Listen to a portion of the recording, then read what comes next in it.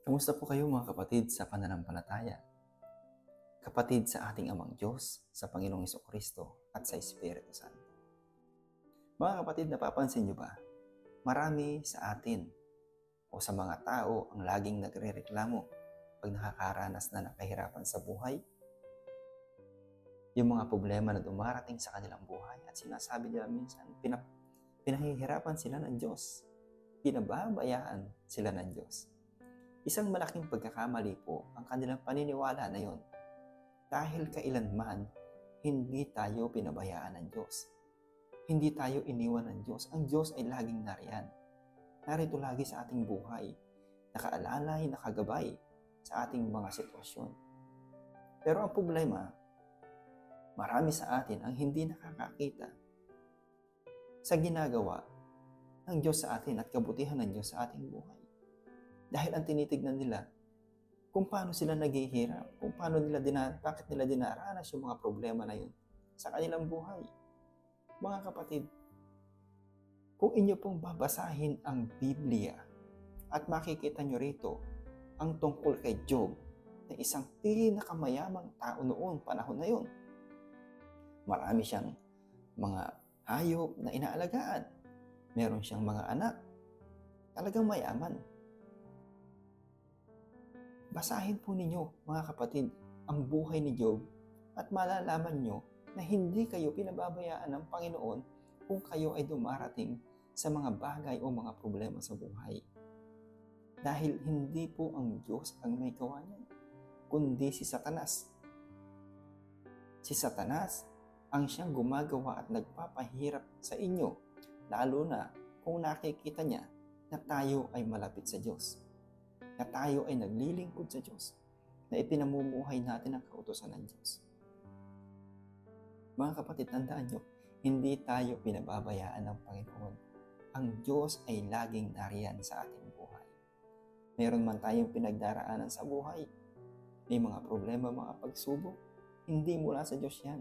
Mula yan sa kaaway. Pero tignan nyo mga kapatid, kung hindi kayo bibitaw sa pananampalataya at paniniwala at pagtitiwala sa Diyos, ang Panginoon mismo ang kikilos upang ayusin ang inyong sitwasyon, upang maging maayos ang inyong buhay.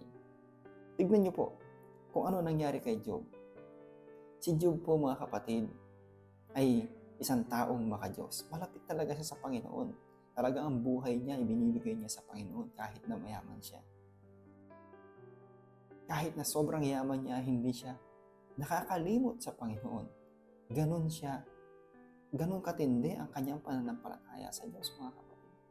Kaya itong si Satanas, lumapit sa Panginoong Diyos at kinausap ang ating Panginoong Diyos. Ang sabi niya, gusto niyang subukan ng pananampalataya ni Job.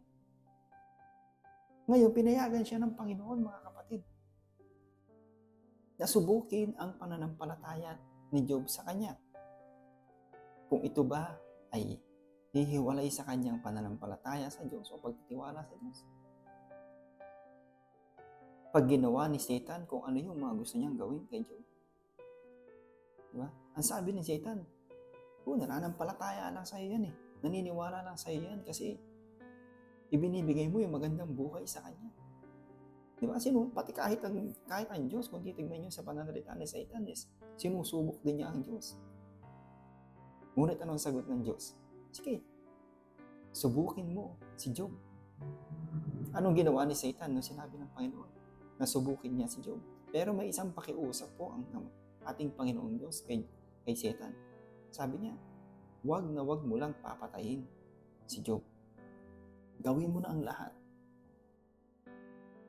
Sabi ng Panginoon, wag na wag mo lang papatayin si Job. Ngayon, ang ginawa ni Satan, kinuha niya lahat ng kayamanan ni Job. Pinatay niya yung mga hayop, yung mga alagang hayop ni Job na napakarami.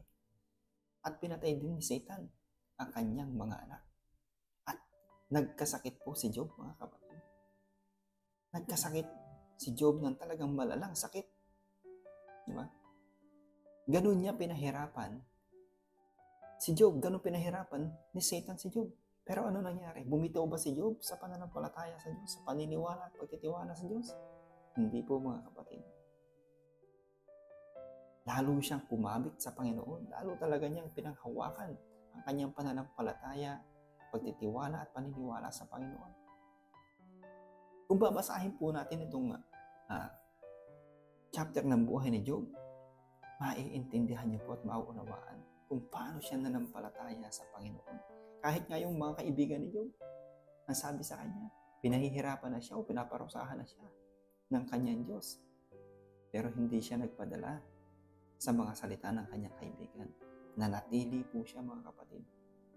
Nanatili si Job sa pananampalataya sa Diyos. At hindi siya natalo ni Satan. Ano nangyari, mga kapatid, nung hindi siya matalo ni Satan? Yung hindi matanggal ni Satan yung pananampalataya ni Job sa Diyos.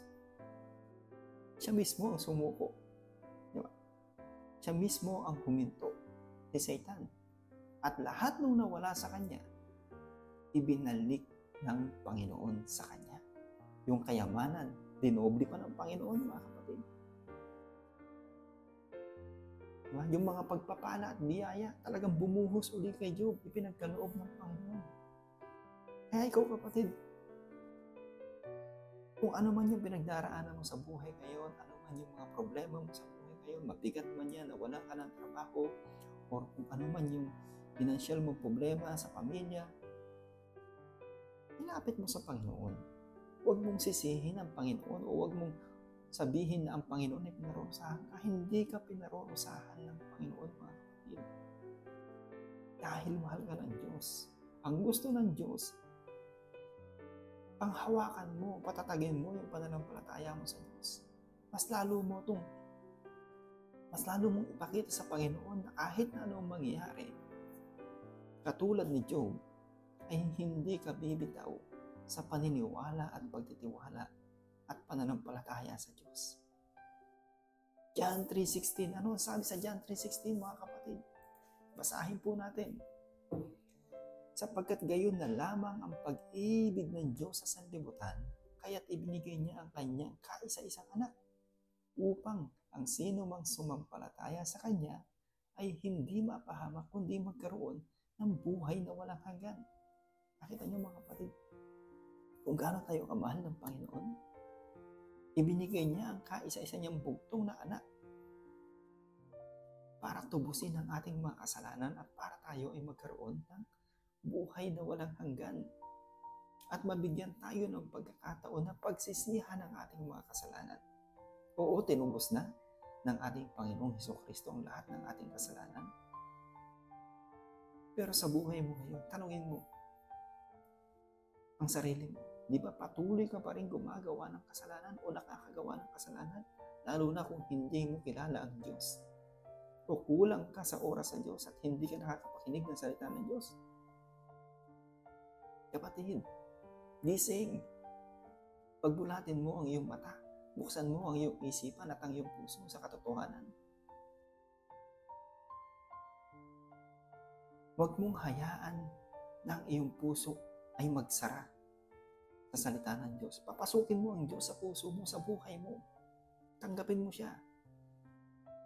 Tulad ng ginawa ni Job, na talagang hindi niya binitawan ng Panginoon kahit anong problema dumating sa kanyang buhay. Patuloy niyang pinatatag ang kanyang pananampalataya. Anong sabi niya? Hubad akong dumating sa mundong ito. Aalis akong hubad. Nakita niyo, mga kapatid? Ganun katindi ang pananampalataya ni Job sa Diyos. Na dapat gayon din ang ating ipinamumuhay. Gayon din ang ating pinangahawakan. Kaya kung ano yung pinagdaraanan mo ngayon, wala yan, mga kapatid, sa pinagdaanan ni Job. Wala yan sa pinagdaanan ng Panginoong Hesukristo upang tubusin ang kasalanan mo, upang ikaw magkaroon ng buhay na walang hanggan. Kung nababasa mo ang Biblia o nakakapanood ka ng buhay ng Panginoong Hesukristo kung paano siya pinahirapan, siguro kung actual yung mong nakikita, maiisip mo na naghirap ang Panginoon. Tinanggap niya lahat ng sakit ng panguyurak. Ipinako siya sa krus, namatay upang tubusin ang kasalanan mo. Pero muli siyang nabuhay. Dahil yun ang kalooban ng Panginoon. Ang muli siyang mabuhay at pagharian tayo. At ipakita ang pag-ibig ng Diyos sa ating buhay. Nabuhay muli ang Panginoong Hesukristo. At nasa na siya ngayon? Nasa kanan ng kanyang Ama. Sa kaharian nila. Ikaw, gusto mo bang makarating sa kaharian ng Panginoon at mabuhay ng matiwasay? Kung gusto mo, mga kapatid, iwanan mo lahat ng mga maling bagay na ipinamuhay mo noon. At baguhin mo ang takbo ng puso at isip mo. Gawin mo mabuti ang iyong puso. Gawin mo mabuti ang iyong buhay. Pagharian mo, kapatid. Paghariin mo ang Diyos sa buhay mo. At hindi ang mga makamundong bagay na ito. Huwag kang magpapadala sa tukso ni Satanas. Huwag kang magpapadala sa mga problemang gawa ni Satanas. Kumapit ka sa Panginoon. Ipagkatiwala mo sa Panginoon ang lahat na nangyayari sa iyong buhay. At magiging maayos yan, mga kapatid. Maniwala ka. Magiging maayos ang takbo ng buhay mo. Magiging maayos ang lahat sa pamilya mo. Pag Diyos ang nilapitan mo at nagtiwala ka sa ating Ama na nasa langit, sa Panginoong Hesukristo at sa Espiritu Santo. Kaya mga kapatid, John 3:16, tandaan mo yan. At gayon din, pag-aralan mo o basahin mo ang buhay ni Job upang ang iyong puso, ang iyong isip ay magkaroon ng liwanag sa lahat ng bagay na pinagdaraanan mo ngayon. Kung paano pinagpalang muli ng Panginoon si Job na hindi siya bumitaw sa paniniwala at pananampalataya sa Diyos. Kaya mga kapatid, maraming salamat sa ilang minuto na ibinigay mo upang mapanood ang video ito. And marami pa tayong video gagawin, mga kapatid. Video na patungkol sa Diyos, patungkol sa buhay mo, kung paano babaguhin ang ating mga buhay. Sabay-sabay tayong matuto sa salita ng Diyos. Sabay-sabay nating maintindihan at maunawaan at malaman ang pinagmulan ng lahat, ang salita ng Diyos sa Biblia na magiging daan para tayo ay maligtas. Maraming salamat. Pero bago natin tapusin ang video ito, gusto kong ipanalangin ka, kapatid. Hindi kita kilala, hindi ko kayo kilala, pero kilala kayo ng ating Diyos sa langit. Ama naming makapangyarihan, Panginoon naming Hesukristo at sa Espiritu Santo na pinakikilos mo sa buhay ng bawat isa. Lord, hindi ko kilala yung mga taong nanonood dito. Hindi ko alam kung ano yung pinagdadaanan nila sa buhay. Ikaw ang tanging nakakaalam. Lord, kung ang kanilang mga puso, ang kanilang isip ay sarado sa ngayon, buksan mo ito sa katotohanan. Buksan mo ito sa iyong mga salita. Ipakita mo sa kanila yung pag-ibig at pagmamahal mo sa bawat isa sa amin, gayon din sa kanilang pamilya. Pagharian mo kami, O Lord, at huwag mong hayaan na madala kami ng anumang mga problema o pagsubok sa buhay na gawa ng kaaway. Alam namin, Lord, na ang mga problema at pagsubok na ito ay ginagamit mo upang makita mo ang aming pananampalataya, kung gaano katatag ito at katatag ang aming paniniwala. Ang aming paniniwala sa iyo at ang aming pag-ibig at pagmamahal. Tulad ni Job, O Lord, na talagang hindi sumuko kahit na marami siyang pinagdaan ng problema na gawa ng kaaway. Nakita mo kung paano siya nanampalataya sa iyo. Ganon din ang gawin mo sa amin, O Lord. Gayon din ang gawin mo sa buhay ng bawat isa amin. Mas patatagin mo kami sa mga pananampalataya at paniniwala at pagtitiwala sa iyo, sa iyong mga salita, O Lord. Mas lalo mong iyakap, ipakita sa amin ang iyong pagmamahal, O Lord. Sa kabutihan ng iyong puso, O Lord, idinadalangin namin ang lahat ng ito at patuloy kami humihingi ng kapatawaran sa aming mga kasalanan.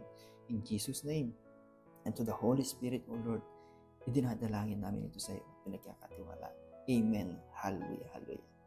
So mga kapatid, muli po maraming salamat hanggang sa muli nating pagkikita-kita at sa pag-uusap tungkol sa salita ng Diyos at kabutihan ng Diyos sa ating buhay.